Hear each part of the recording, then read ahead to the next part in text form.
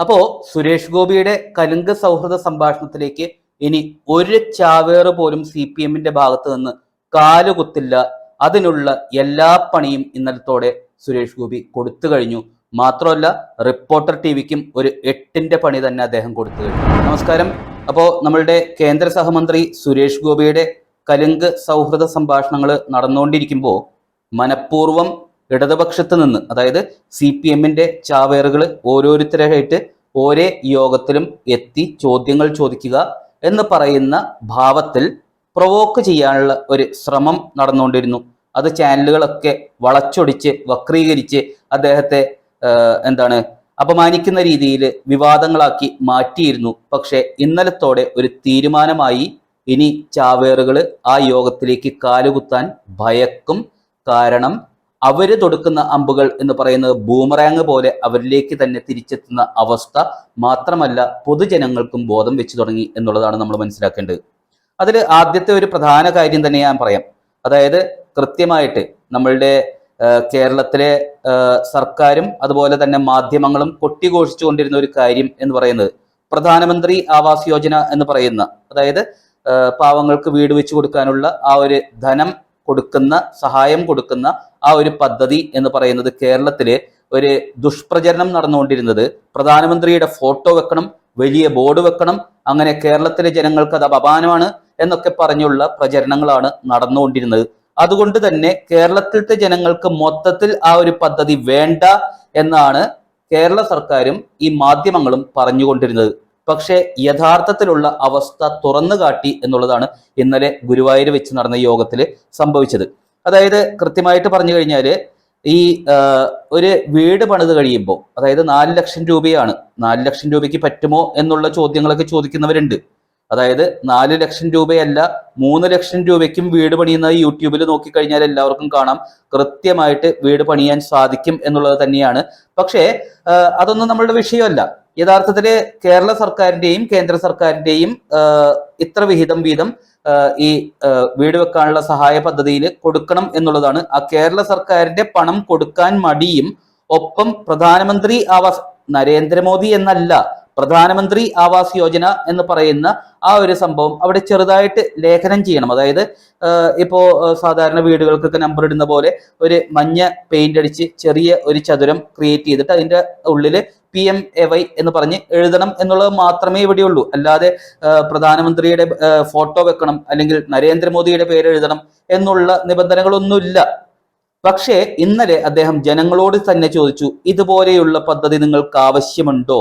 ഒരു കൂര കെട്ടാൻ വേണ്ടിയുള്ള സഹായം കിട്ടുന്ന ആ ഒരു പദ്ധതി എന്ന് പറയുന്ന ആവശ്യമുണ്ടോ എന്ന് ചോദിച്ചപ്പോൾ ജനങ്ങളെല്ലാം ആവശ്യമുണ്ട് എന്ന് തന്നെയാണ് പറഞ്ഞത്. അപ്പോ ഈ പിണറായി സർക്കാർ പറഞ്ഞു വരുത്തിയിരുന്ന കാര്യങ്ങളൊന്നും അത് ജനങ്ങളുടെ ഭാഗമല്ല, അത് അവരുടെ രാഷ്ട്രീയ ഭാഷ്യം മാത്രമാണ് എന്നുള്ളത് സുരേഷ് ഗോപി പൊളിച്ചടുക്കി കൊടുത്തു. മാത്രമല്ല, ഒരു പ്രായമായ സ്ത്രീ 3.5 സെന്റ് അവർക്കുണ്ട്, അപ്പോൾ അതില് ഒരു തകര ഷെഡിലാണ് അവർ കിടക്കുന്നത് എന്ന് അവരുടെ അയൽവാസി അവരെ നിർത്തിക്കൊണ്ട് ഒരു അപേക്ഷ പറഞ്ഞു, അല്ലെങ്കിൽ ഒരു ആവശ്യം പറഞ്ഞു. അപ്പോ അദ്ദേഹം കൃത്യമായിട്ട് ആ സമയത്താണ് ഇതെല്ലാം തുറന്നു കാണിച്ചത്. അതായത് ഒരു പദ്ധതി എന്ന് പറയുന്നത് അതിനെ ഇല്ലാതാക്കാൻ ശ്രമിക്കുന്ന കേരള സർക്കാർ. മാത്രമല്ല, അവർക്ക് സുരേഷ് ഗോപി ആദ്യം തന്നെ ഒരു കാര്യം കൂടി ഓഫർ ചെയ്തു. അതായത് ബാങ്ക് അക്കൗണ്ട് തുടങ്ങി ബാങ്ക് അക്കൗണ്ട് നമ്പറും IFSCയും കൊടുത്താൽ തിങ്കളാഴ്ചയെങ്കിൽ തിങ്കളാഴ്ച, അതായത് നാളെ ശനിയാഴ്ചയാണ് ഈ യോഗം നടക്കുന്നത്, തിങ്കളാഴ്ചയെങ്കിൽ തിങ്കളാഴ്ച അത് കൊടുക്കുന്ന നെക്സ്റ്റ് ഡേ 4 ലക്ഷം രൂപ അവരുടെ അക്കൗണ്ടിലേക്ക് ട്രാൻസ്ഫർ ചെയ്ത് കൊടുക്കാം, ഈ വീട് പണി ആരംഭിക്കുന്നതിന് വേണ്ടിയിട്ടുള്ളത് എന്ന് അദ്ദേഹം ഓഫർ കൊടുത്തു. മാത്രമല്ല, എല്ലാവരും ഇതുപോലെ ചോദിക്കാൻ വരരുത്, അതിന് പകരമായിട്ട് ഇങ്ങനെ പ്രധാനമന്ത്രിയുടെ ഒരു ആവാസ് യോജന എന്ന് പറയുന്ന പദ്ധതിയുണ്ട്, അതാണ് പ്രയോജനപ്പെടുത്തേണ്ടത് എന്ന് പറയുകയും ചെയ്തു.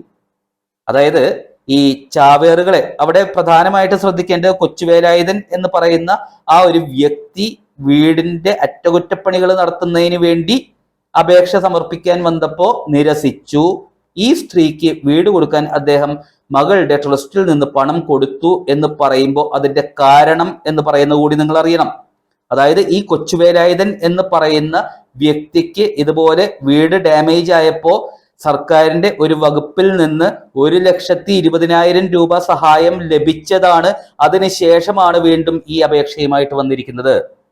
പക്ഷേ ഈ സ്ത്രീ എന്ന് പറയുന്നത് ഒരു സഹായവും ഒരു സർക്കാരിൽ നിന്നും ഇതുവരെ സ്വീകരിച്ചിട്ടില്ല. അവർ യഥാർത്ഥത്തിൽ ദുരിതം അനുഭവിക്കുന്നവരാണ്. അത് മനസ്സിലാക്കി അദ്ദേഹം സഹായിച്ചു എന്നുള്ളതാണ്. മാത്രമല്ല, ഈ PMAY എന്ന് പറയുന്ന പദ്ധതി എല്ലാവരും പ്രയോജനപ്പെടുത്തണം. മാത്രമല്ല, ഇദ്ദേഹത്തെ ഫോളോ ചെയ്ത് വിവാദങ്ങളുണ്ടോ എന്ന് ചെകഞ്ഞു നോക്കിക്കൊണ്ടിരിക്കുന്ന റിപ്പോർട്ടർ TVക്കും അദ്ദേഹം ഒരു കൃത്യമായിട്ടുള്ള ഒരു പണി കൊടുത്തു. അതായത് അദ്ദേഹം ഇന്നലെ യോഗത്തില് മൈക്കില് വിളിച്ചു പറഞ്ഞതാണ്, സുജയ പാർവതി, അരുൺ കുമാർ, ജിമ്മി, സ്മൃതി പരുത്തിക്കാട് എന്നീ 4 റിപ്പോർട്ടർമാരോട് അദ്ദേഹം കൃത്യമായിട്ട് ആവശ്യപ്പെട്ടിരിക്കുന്നു. അതായത് PMAY Kerala the mission for the people എന്ന് പറയുന്ന ഒരു പ്രത്യേക വീഡിയോ സീരീസ് തന്നെ നിങ്ങൾ ആരംഭിക്കണം എന്നുള്ള നിർദ്ദേശം അദ്ദേഹം വെച്ചു. ഈ അരുൺ കുമാർ എന്ന് പറയുന്ന CPM-ന് വേണ്ടി മാത്രം വാ തുറക്കുന്ന ഈ മനുഷ്യൻ അങ്ങനെ ഒരു വീഡിയോ സീരീസ് തുടങ്ങാൻ തയ്യാറുണ്ടോ എന്നുള്ള ഉത്തരം കൊടുക്കാൻ കൂടി ഇപ്പോൾ ബാധ്യസ്ഥനായിരിക്കുകയാണ്. പിന്നെ രണ്ടാമത്തെ കാര്യം എന്ന് പറയുന്നത്, അവിടെ ഗുരുവായൂര് നേരത്തെ ഉണ്ടായിരുന്ന ഒരു പാസഞ്ചർ ട്രെയിൻ നിർത്തലാക്കി. കോവിഡ് കാലത്ത് അതിന്റെ സർവീസ് പുനരാരംഭിച്ചില്ല എന്ന് പറഞ്ഞപ്പോൾ അത് പുനരാരംഭിക്കാനുള്ള നിർദ്ദേശം കൊടുത്തു കഴിഞ്ഞു. മാത്രമല്ല, ഗുരുവായൂർക്ക് വീണ്ടും ഒരു അപ്പ് ആൻഡ് ഡൗൺ ഒരു ഷട്ടിൽ കൂടി വേറെ ട്രെയിൻ ആരംഭിക്കും എന്നുള്ള വാഗ്ദാനം കൂടി കൊടുത്തു. അതുപോലെ തന്നെ തൃശ്ശൂര് ദുബായ് ഷോപ്പിംഗ് ഫെസ്റ്റിവല് പോലെ ഒരു സംഭവം ആരംഭിക്കണം എന്ന് പറഞ്ഞു കഴിഞ്ഞപ്പോൾ ഇപ്പോൾ ഉള്ള ആ ഒരു കോർപ്പറേഷൻ ഭരിക്കുന്നവർ അതിനുള്ള സഹകരണം നൽകുന്നില്ല. അതുകൊണ്ട് തന്നെ കൃത്യമായിട്ട് അടുത്ത തെരഞ്ഞെടുപ്പിൽ അത് BJPക്കാണ് കോർപ്പറേഷൻ കൊടുക്കുന്നതെങ്കിൽ നിർബന്ധമായിട്ടും അദ്ദേഹം അത് ചെയ്യും എന്ന് പറഞ്ഞു. അതുപോലെ തന്നെ തീരദേശവാസികളുടെ ആ ഒരു ട്രെയിൻ എന്ന് പറയുന്ന ആഗ്രഹം, അതിന്റെ ഡെവലപ്മെന്റ് എന്തായി എന്ന് പറഞ്ഞപ്പോൾ അദ്ദേഹം അഹമ്മദിനെ പ്രശംസിച്ചു എന്നുള്ളതാണ്. അതായത് നല്ല കാര്യങ്ങൾ കണ്ടാൽ പ്രശംസിക്കുക തന്നെ വേണം. ആ സമയത്ത് രാഷ്ട്രീയം മാറ്റിവെക്കണം എന്നുള്ള ഒരു പോളിസി, മാന്യത എന്നുള്ളത് കൂടി അദ്ദേഹം വ്യക്തമാക്കുകയാണ്. അതായത് അഹമ്മദ് ഇതിനു വേണ്ടി നല്ല രീതിയിൽ പരിശ്രമിച്ചതാണ്. പക്ഷേ മതവും ന്യൂനപക്ഷവും എല്ലാം പറഞ്ഞ് അദ്ദേഹത്തിന്റെ ആ ശ്രമങ്ങളെ രാഷ്ട്രീയക്കാര് തന്നെ തല്ലിക്കെടുത്തി.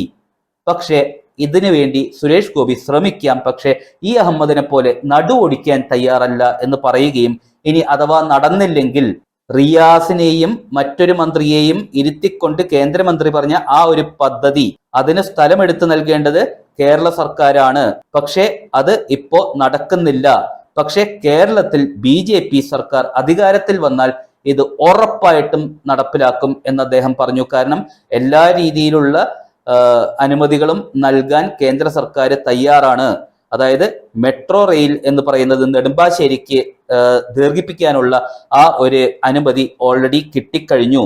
അങ്കമാലിയിൽ നിന്ന് ചാലക്കുടി, പടിഞ്ഞാറൻ ഭാഗം, അതുപോലെ തന്നെ തൃപ്രയാറ്, ചാവക്കാട്, പൊന്നാനി, തിരൂര് വരെ RRTS എന്ന് പറയുന്ന ഒരു ട്രെയിൻ സംവിധാനം, അതായത് 12-13 കിലോമീറ്ററിനുള്ളിൽ ഒരു സ്റ്റോപ്പ് എന്നുള്ള രീതിയിലുള്ള ആ ഒരു സംവിധാനം, റീജിയണൽ റാപ്പിഡ് ട്രാൻസിറ്റ് സിസ്റ്റം എന്ന് പറയുന്ന ആ ഒരു സംവിധാനത്തില് ട്രെയിൻ ഗതാഗതം ആരംഭിക്കാൻ കേന്ദ്ര സർക്കാർ അനുമതി നൽകാൻ തയ്യാറാണ്. പക്ഷെ അതിനുള്ള സ്ഥലം ഏറ്റെടുത്ത് നൽകേണ്ടത് കേരള സർക്കാരാണ്. അത് കേരള സർക്കാർ തയ്യാറാകുമോ? അതല്ല എന്നുണ്ടെങ്കിൽ BJP കേരളം ഭരിക്കുന്ന കാലത്ത് അത് ഉറപ്പായിട്ടും നടപ്പിലാക്കും എന്ന് പറയുന്ന ഒരു കാര്യം കൂടി അദ്ദേഹം കൃത്യമായിട്ട് പറഞ്ഞു. പിന്നെ ഗുരുവായൂര് ഒരു ITDCയുടെ ലോഡ്ജ് വേണം എന്നൊരാൾ പറഞ്ഞപ്പോ കൃത്യമായിട്ട് കേന്ദ്ര പദ്ധതി പ്രകാരം അവിടെ ഫെസിലിറ്റേഷൻ സെന്റർ ആരംഭിച്ചിട്ടുണ്ട്. അത് കൃത്യമായി അവിടെ നടക്കുന്നുണ്ടോ, അത് ജനങ്ങൾക്ക് ഉപയോഗപ്രദമായ രീതിയിൽ തന്നെ ഇപ്പോ പ്രവർത്തനക്ഷമമാണോ എന്നുള്ളതാണ് വോട്ട് ചെയ്ത് ജയിപ്പിച്ച നിങ്ങൾ അന്വേഷിക്കേണ്ടത്. ലോഡ്ജ് എന്ന് പറയുന്നതല്ല അവിടെ ആവശ്യം, ഫെസിലിറ്റേഷൻ സെന്റർ ആണ്. അത് കേന്ദ്ര പദ്ധതിയിൽ ആരംഭിച്ചിട്ടുണ്ട്.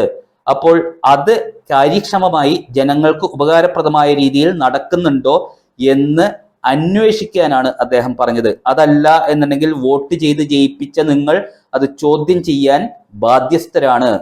രാഷ്ട്രീയക്കാരുടെ മുമ്പിൽ വോട്ട് ചെയ്യുമ്പോൾ മാത്രം മുന്നിൽ പോവുകയും അല്ലാത്ത സമയം മാളത്തിൽ ഒളിച്ചിരിക്കുകയും ചെയ്യുന്ന പൊതുജനങ്ങളല്ല ഇന്ത്യക്ക് വേണ്ടത് എന്ന് അദ്ദേഹം കൃത്യമായിട്ട് മാർഗനിർദ്ദേശം നൽകി എന്നുള്ളതാണ്. ഇതോടുകൂടി അപ്പോൾ എന്ത് ചോദ്യം ചോദിച്ചാലും അതിനേതെങ്കിലും ഒരു പദ്ധതിയിലൂടെ ജനങ്ങളെ സഹായിക്കാനുള്ള കേന്ദ്ര സംസ്ഥാന സർക്കാരുകളുടെ പദ്ധതികളുണ്ട്.